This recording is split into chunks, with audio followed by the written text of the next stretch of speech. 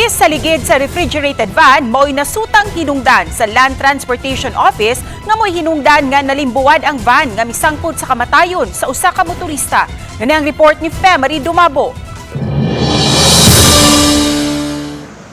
Sa gihimong investigasyon sa Land Transportation Office, gisusi sa ahensya ang mga lisensya sa nalambigit nga mga driver, ang rehistro ug ang nagkalainlaing parte sa refrigerated van. Usa sa nasuta si LTO, mato ni Joy Tumulak, hepe sa City of Talisay Traffic Operations Development Authority, nga ang kanipis sa ligid sa van mao'y posibleng hinungdan sa pagkalimbuwad sa van ni adtong Miyerkules sa gabii. Di nadatugan ang motorista og hinungdan sa kamatayon niini. Nakita nga dunay pipila ka portion sa maong ligid ang hilis na. So wa mabalance ang hilis sa iyang ligid, no? So delikado kay to siya gyud og tan-awon, delikado to siya og panahon sa ting-uwan kay dangog tong klasihan na sa ligid.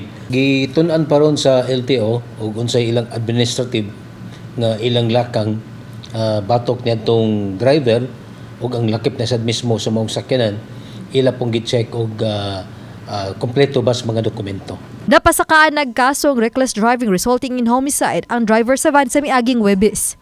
Apan tungod sa nasuta sa LTO, laing kasong administratiba ang posibleng atubangon sa driver ug sa nanag-iya sa van. Subay niini subling pinumdum sa City Toda sa mga driver nga siguradoong maayo ang kondisyon sa gimaniho nilang mga sakyanan. Ang ngayon usab nga mosunod kanunay sa lagda sa trapiko.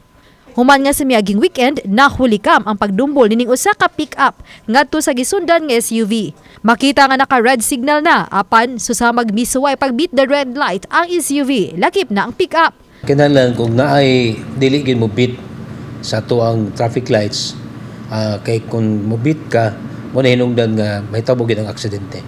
Samtang huli ka mo sab kining siklista sa Maydan and Bacalso sa Barangay Tabunok nga nagsubay man tuod sa bike lane apan naka-counterflow kun gitagbo niini ang mga nagpadung nga sakyanan. Nasuta nga usa kini ka 17 anyos nga taga lungsod sa San Fernando ug matud pa kadua kay gayon na kining gisita sa mga traffic enforcer kay kuyaw sa disgrasya.